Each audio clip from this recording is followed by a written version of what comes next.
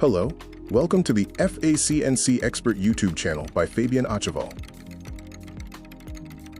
Today we are discussing why every fluid substitution in a CNC environment must be executed as a formal engineering validation project. Our focus is always reliability first, and this protocol is mandatory for all CNC assets to ensure long-term performance. Fluid compatibility isn't limited to one machine type. It applies to every system, from hydraulic and spindle oils to gear oils, greases, and whey oils. Whether you are operating Okuma, Mazak, DMG Mori, or any other major OEM platform, the objective remains the same: asset protection and lifecycle cost optimization. Remember, cost-saving initiatives must never take priority over technical validation. It is a common mistake to believe that matching a viscosity grade, ISO VG, is enough. Viscosity is merely the surface of the molecular iceberg. Beneath the waterline are critical hidden variables like additive packages, friction modifiers, and seal compatibility.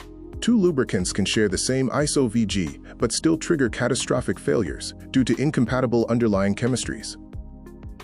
Using unvalidated fluids introduces specific risks to your machine's subsystems. For example, it can lead to backlash growth in ball screws, premature damage in spindle bearings, and accelerated gear wear. You might also encounter stick slip on slideways or servo instability in the hydraulic unit. Monitoring metrics like vibration, temperature, and axis smoothness is vital to catching these issues early. To manage these risks, we use a structured 5-step validation engine.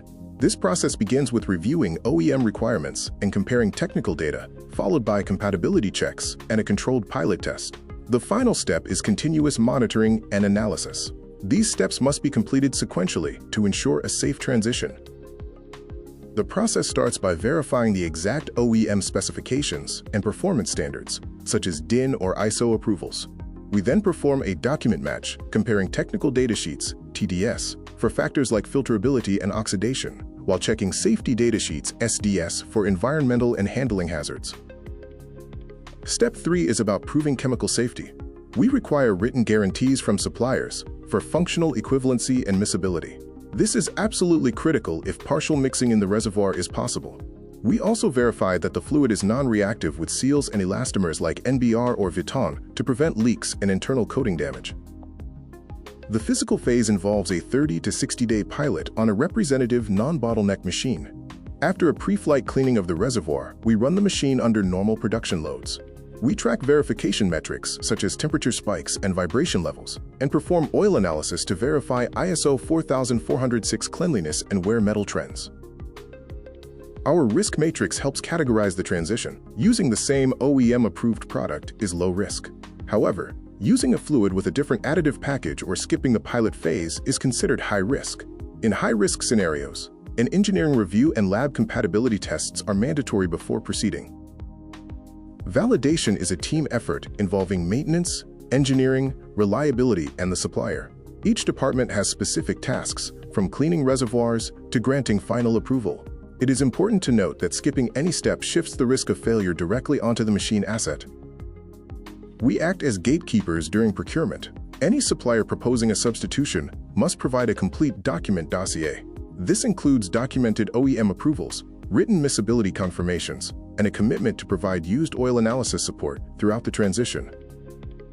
Validation must be empirical, not theoretical. We use pilot monitoring logs to track surface finish and filter conditions. Simultaneously, we track oil analysis data, looking for specific target ranges in viscosity, water ppm, and wear metals like iron, copper, and lead to prove functional equivalency. Our final mandate is simple: validate before you change. Cost optimization only counts if the machine survives the process. By sharing lubrication charts and lessons learned, we consolidate best practices to protect the long-term life of our equipment. Reliability always comes first.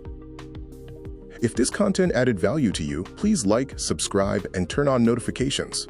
Keep curious, keep learning, stay tuned.